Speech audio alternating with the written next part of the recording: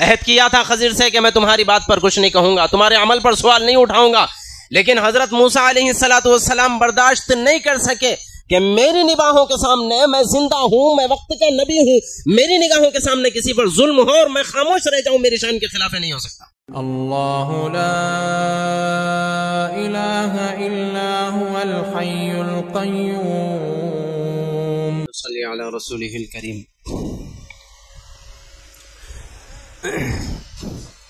اما بعد فاعوذ باللہ من الشیطان الرجیم، بسم اللہ الرحمن الرحیم۔ قال الم اقل لك انك لن تستطيع معي صبرا، صدق اللہ العلی العظیم۔ محترم دوستو اور بھائیو، اس سے پہلے کل ہمارے درمیان یہ بات آئی کہ مشرکین مکہ نے یہودیوں کی ہدایت پر حضور پاک صلی اللہ علیہ وسلم سے 3 سوالات کیے تھے۔ ایک سوال یہ کہ اصحاب کہف کا قصہ بیان فرمائیے کہ وہ کون تھے، کہاں تھے، کیسے تھے۔ نمبر 2 پر ذوالقرنین کا قصہ بیان فرمائیے کہ وہ کون تھے، ان کی تفصیل کیا ہے۔ ایسے ہی نمبر 3 پر روح کے بارے میں بتائیے کہ وہ کیا چیز ہے۔ تو آج ہمیں جن آیات کی تفسیر کا خلاصہ سمجھنا ہے، اس میں سب سے پہلے اصحاب کہف کا قصہ آتا ہے، وہی جو باری تعالیٰ نے پھر ان کے سوال کے جواب میں آیات نازل فرمائی، اس کے ذریعے سے ہمارے نبی کو اطلاع دی گئی۔ خلاصہ اصحاب کہف کے واقعے کا یہ ہے کہ کسی علاقے میں ایک کافر بادشاہ رہتا تھا اور وہ اسلام اور مسلمانوں کا کٹر دشمن تھا، اور چند ایک نوجوان ایسے تھے جن کی تعداد بعض روایات میں 7 کی آئی ہے۔ وہ نوجوان پکے سچے مسلمان تھے۔ جب ان لوگوں نے دیکھا کہ یہاں پر رہتے ہوئے ہم اسلام پر عمل کریں ہمارے لیے مشکل نظر آ رہا ہے، تو ان لوگوں نے فیصلہ کیا کہ اب ہم یہ علاقہ ہی چھوڑ جاتے ہیں۔ چنانچہ انہوں نے اپنے ساتھ ایک کتے کو لیا اور پھر چل دیے۔ راستے میں ایک غار نظر آیا تو وہاں آرام کرنے کے لیے ٹھہرے، اور وہاں لیٹے اللہ تعالیٰ نے ان کو وہیں پر نیند لگا دی، سو گئے، اور اتنا سوئے کہ 309 سال تک سوتے رہے، 309 سال تک۔ اس کے بعد من جانب اللہ ان کی نیند ہوشیار ہوئی تو ان لوگوں نے آپس میں ایک دوسرے سے گفتگو کی کہ یار ہم کب تک سوتے رہے؟ تو کسی نے کہا کہ گھنٹہ 2 گھنٹے 4 گھنٹے، کسی نے کہا کہ 1 دن، کسی نے کہا 2 دن۔ بہرحال انہوں نے کہا کہ بہرحال چلو ہمیں بھوک لگی ہے، کھانے پینے کا کچھ انتظام کرنا چاہیے۔ ان کے سب کے پاس جتنے پیسے تھے تھوڑے بہت وہ سب جمع کیے، اور ایک بندے کو دیا اور یوں کہا کہ مارکیٹ جا اور بادشاہ کو پتہ لگے بغیر ہی چھپ چھپا کر کے کوئی چیز خرید کر لا تاکہ ہم کھا لیں، ہماری بھوک مٹ جائے۔ چنانچہ جب وہ پھر اپنے علاقے میں مارکیٹ میں پہنچتا ہے اور وہ سکے دیتا ہے جو یہاں سے جمع کر کے لے گیا تھا، تو لوگ دیکھ کر پریشان ہوتے ہیں کہ یہ سکے تو تقریباً 300 سال پرانے ہیں، اب تمہارے پاس کہاں سے آئے؟ یہ پریشان 300 سال پرانے، ہم تو یہیں کے ہیں، ابھی گئے یہاں سے۔ چنانچہ پھر بات پھیلی، ان کو بھی اطمینان ہوا، لیکن اس وقت اللہ کا فضل یہ ہوا تھا کہ وہاں پر مسلمانوں کی حکومت آ چکی تھی، اسلامی بادشاہ تھا۔ پھر ان سب کو بڑا استقبال ان 7 لوگوں کا کیا گیا، واپس بلایا گیا، ان کا بڑا اعزاز و اکرام قوم نے کیا۔ یہ واقعہ مشرکین مکہ کے سوال کے جواب پر اللہ تعالیٰ نے قرآن پاک میں نازل فرمایا۔ آگے باری تعالیٰ نے ایک اہم چیز بیان فرمائی ہے کہ دنیا میں انسانوں کے پاس 2 بڑی اہم نعمتیں ہیں، نمبر 1 مال اور نمبر 2 اولاد۔ ان 2 کے بارے میں اللہ تبارک و تعالیٰ نے فرمایا کہ یہ 2 چیزیں محض دنیاوی زینت کا سامان ہے، اس کے علاوہ ان کی کوئی خاص حیثیت نہیں ہے۔ مال یقیناً اللہ کی نعمت ہے، اولاد یقیناً اللہ کی نعمت ہے، لیکن ان دونوں نعمتوں کے ذریعے سے بندوں کو اللہ تک پہنچنے کا راستہ اور ذریعہ انہیں بنانا چاہیے، ان پر اتراتے ہوئے اپنی آخرت برباد نہیں کرنی چاہیے۔ آگے اللہ تبارک و تعالیٰ نے ایک بہت ہی خوبصورت قصہ بیان فرمایا حضرت موسیٰ اور حضرت خضر علیہ السلام کا۔ حضرت موسیٰ علیہ السلام جلیل القدر پیغمبر ہیں، ہم سب جانتے ہیں۔ ایک مرتبہ ایسا ہوا کہ حضرت موسیٰ نے اپنی قوم میں تقریر فرمائی، اور تقریر نبی کی تقریر تھی۔ ایک بندہ حضرت موسیٰ کی تقریر سے بہت متاثر ہوا اور تقریر ہو جانے کے بعد حضرت موسیٰ کے پاس آ کر کہنے لگا کہ اے اللہ کے نبی موسیٰ، اس وقت دنیا میں سب سے بڑا عالم کون؟ تو حضرت موسیٰ علیہ الصلوۃ والسلام نے فرمایا میں، اور جواب کوئی غلط نہیں تھا۔ دیکھیں یہ اصول ذہن میں رکھیں، اللہ تبارک و تعالی انبیاء علیہم الصلوۃ والسلام کو لازماً علم دیتے ہیں، اور روئے زمین پر اگر نبی ہوتا ہے تو یقینی طور پر نبی سے بڑا عالم کوئی اور نہیں ہوتا۔ اور حضرت موسیٰ علیہ الصلوۃ والسلام جلیل القدر پیغمبر ہے، تو اس مناسبت سے حضرت موسیٰ کا جواب صحیح ہے، کوئی غلط نہیں۔ لیکن اللہ تبارک و تعالیٰ کو چونکہ حضرت موسیٰ اللہ کی نگاہوں میں بڑا مقام رکھنے والی شخصیت ہے، تو اللہ تعالیٰ کو میرے قریبی بندہ، میرا نبی، میرا پیغمبر، میرا چہیتا یہ جواب کیوں دیتا ہے کہ میں سب سے بڑا عالم ہوں؟ اللہ نے اس جواب کو پسند نہیں فرمایا۔ بھئی یہ بات بڑی مشہور ہے، ہم سب جانتے ہیں کہ قریب رہنے والے لوگوں کی چھوٹی موٹی غلطیاں بھی پکڑی جاتی ہیں اور دور والوں کی بڑی بڑی غلطیوں پر بھی نظر نہیں ہوتی۔ تو اللہ کے نبی حضرت موسیٰ علیہ الصلوۃ والسلام نے جو جواب دیا کہ میں سب سے بڑا عالم ہوں، چونکہ بہت چہیتے تھے، اللہ تعالیٰ کو یہ جواب پسند نہیں آیا۔ چنانچہ اللہ تبارک و تعالیٰ نے فرمایا کہ موسیٰ کو موسیٰ کے علم کی تھوڑی حیثیت بتانی چاہیے۔ چنانچہ اللہ تعالیٰ نے وہی نازل فرمائی اور حضرت موسیٰ کو یہ اطلاع دی کہ موسیٰ، ایک بندہ خضر نام کا ہمارا روئے زمین پر اب بھی ایسا موجود ہے جس کے پاس تم سے زیادہ علم ہے۔ جب حضرت موسیٰ کو یہ اطلاع ملی تو موسیٰ بےتاب ہوئے اور اللہ تعالیٰ سے گزارش کی کہ باری تعالیٰ مجھے اجازت دیجیے کہ میں آپ کے اس بندے کے قریب رہ کر کے ان سے علم حاصل کرنا چاہتا ہوں۔ نبی ہے، نبی کی شان ہے، فوری جھک گئے، مان لیا کہ اللہ آپ فرما رہے ہیں کہ خضر میرے سے زیادہ علم رکھتے ہیں، آمنا صدقنا، اب مجھے اجازت دیجیے کہ میں ان سے علم حاصل کرنا چاہتا ہوں۔ چنانچہ اللہ تبارک و تعالیٰ نے حکم فرمایا ٹھیک ہے جاؤ اور چلتے رہو فلاں طرف، اپنے ساتھ میں مچھلی رکھ لو کھانے کے لیے، اور تم کو وہ خضر میرا نیک بندہ اس جگہ مل جائے گا کہ جس جگہ وہ مچھلی تمہاری پکی پکائی ہوئی زندہ ہو جائے، وہاں میرا بندہ خضر مل جائے گا۔ چنانچہ حضرت موسیٰ علیہ الصلوۃ والسلام اپنے غلام حضرت یوشع کو علیہ الصلوۃ والسلام، بعد میں چل کے وہ بھی نبی بنے، ان کو ساتھ لے کر کے ایک توشہ باندھ لیا اور اس میں مچھلی پکا کر کے رکھ لی اور راستے سے چلنے لگے دریا کے کنارے۔ چلتے چلتے ایک چٹان پر حضرت موسیٰ علیہ الصلوۃ والسلام آرام فرما رہے تھے اور یوشع ہوشیار تھے، انہوں نے دیکھا کہ وہ مچھلی زندہ ہوئی اور تھیلے میں سے نکل کر کے دریا میں کود کر چلی گئی۔ بہرحال وہاں سے پھر حضرت موسیٰ اٹھے، یوشع بھول گئے، سوچا کہ موسیٰ کے اٹھنے کے بعد بتا دوں کہ مچھلی کا ایسا کارنامہ ہوا، چنانچہ بھول گئے۔ حضرت موسیٰ نیند سے بیدار ہوتے ہیں، پھر چل دیتے ہیں۔ کچھ دور گئے تھے کہ پھر حضرت موسیٰ علیہ الصلوۃ والسلام کو بھوک کا احساس ہوا۔ حضرت موسیٰ نے فرمایا کہ بھئی لاؤ کھانا نکالو، کھانا کھائیں گے۔ اس وقت یوشع بن نون کو یاد آیا، فرمایا حضرت وہ تو مچھلی وہیں زندہ ہو کے اس طرح سے چلی گئی۔ حضرت موسیٰ نے کہا اللہ کے بندے وہی تو جگہ تھی جہاں حضرت خضر ملنے والے تھے، چنانچہ واپس آئے۔ جب واپس آئے تو جس جگہ انہوں نے پہلے آرام فرمایا تھا اسی جگہ پر حضرت خضر علیہ الصلوۃ والسلام لیٹے ہوئے تھے۔ حضرت موسیٰ نے زور سے سلام کیا، السلام علیکم، انہوں نے جواب دیا اور کہا کون؟ موسیٰ نے فرمایا میں موسیٰ ہوں۔ حضرت خضر نے کہا کہ کون موسیٰ؟ بنی اسرائیل کے موسیٰ، یعنی بنی اسرائیل کے نبی۔ حضرت موسیٰ علیہ الصلوۃ والسلام نے جواب دیا ہاں بنی اسرائیل کا موسیٰ۔ تو حضرت خضر علیہ الصلوۃ والسلام نے بہرحال سلام کلام مصافحہ وغیرہ ہوا۔ حضرت موسیٰ علیہ الصلوۃ والسلام نے گزارش کی کہ میں آپ کے ساتھ رہ کر کے دین کا علم حاصل کرنا چاہتا ہوں۔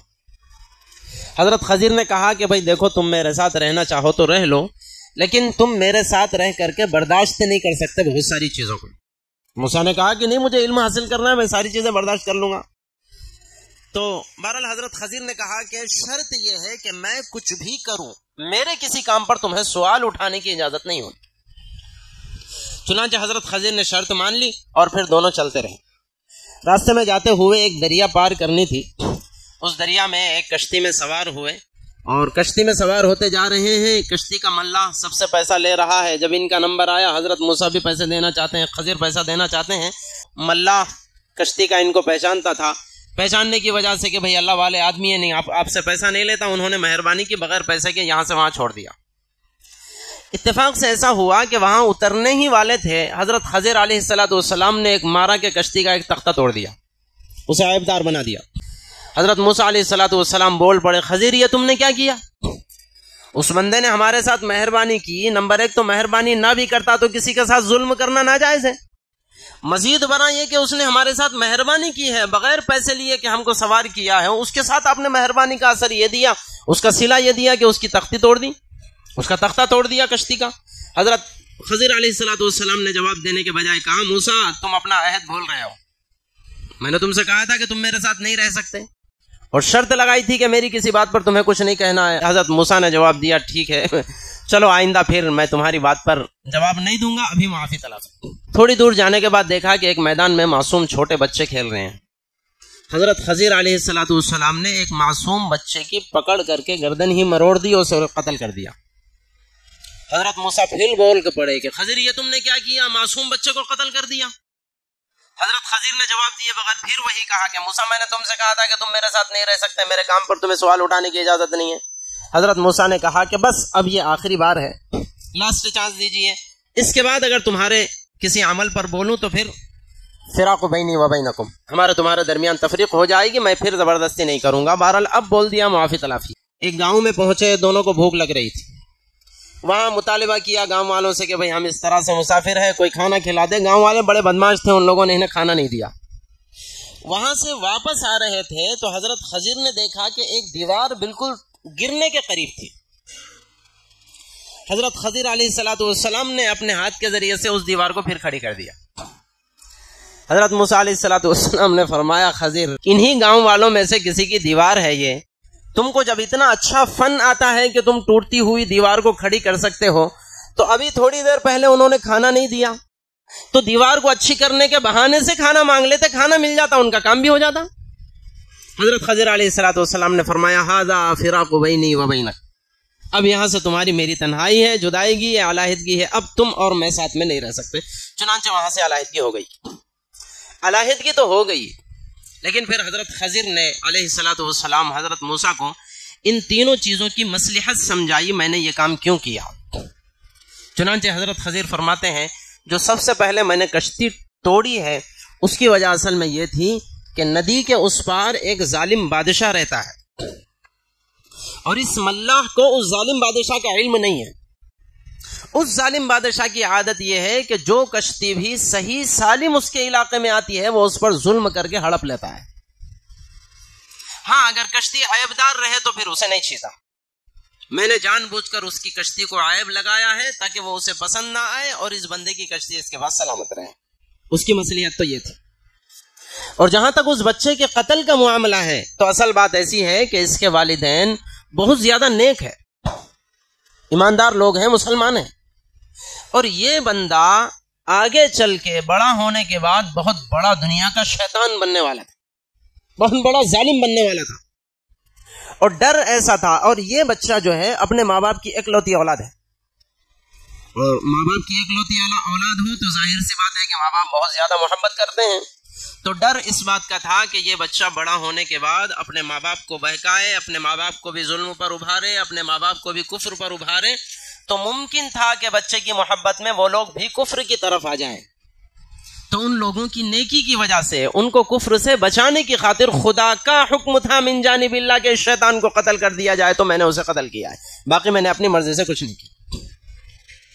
جہاں تک تیسرا مسئلہ دیوار کے درست کرنے کا ہے تو یہ معصوم کچھ یتیم بچوں کی دیوار ہے، اور اس دیوار کے نیچے ان کے والدین نے بہت بڑا خزانہ چھپا کر کے رکھا ہے تاکہ جب ہمارے بچے بڑے ہوں گے تو ان کو مل جائے، اور ان کے والدین کا انتقال ہو چکا ہے، اور ان کے والدین بڑے نیکوکار لوگ تھے، تو اللہ تبارک و تعالیٰ نے والدین کے نیکی کے اثر کی وجہ سے ان کی اولاد کے مال و دولت کو باقی رکھنے کے لیے مجھے اس بات کا مکلف بنایا کہ میں اس دیوار کو درست کر دوں تاکہ ان یتیم بچوں کا مال سلامت رہے، اگر پہلے ہی گر جاتا تو پھر دنیا لوٹ لیتی اور ان کے ہاتھ میں کچھ بھی نہ۔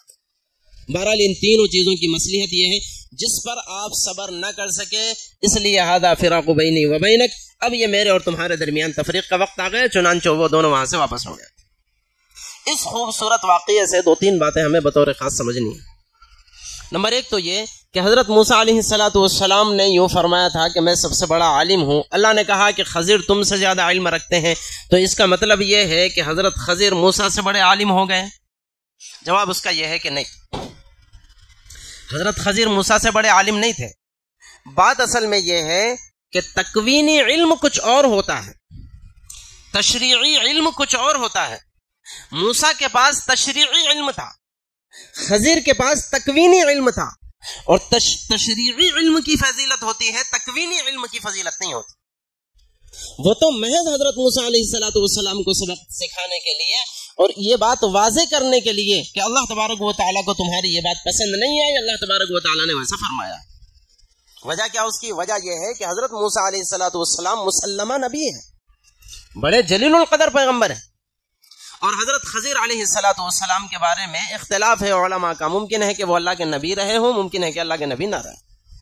بہرحال خلاصہ یہ کہ اس واقعے کی وجہ سے حضرت خضر علیہ السلام موسیٰ سے بڑے عالم بھی نہیں بنے، نمبر 2 پر حضرت موسیٰ سے ان کا بڑا مقام بھی نہیں، بڑا مقام بھی موسیٰ کا ہے، بڑے عالم بھی موسیٰ ہے۔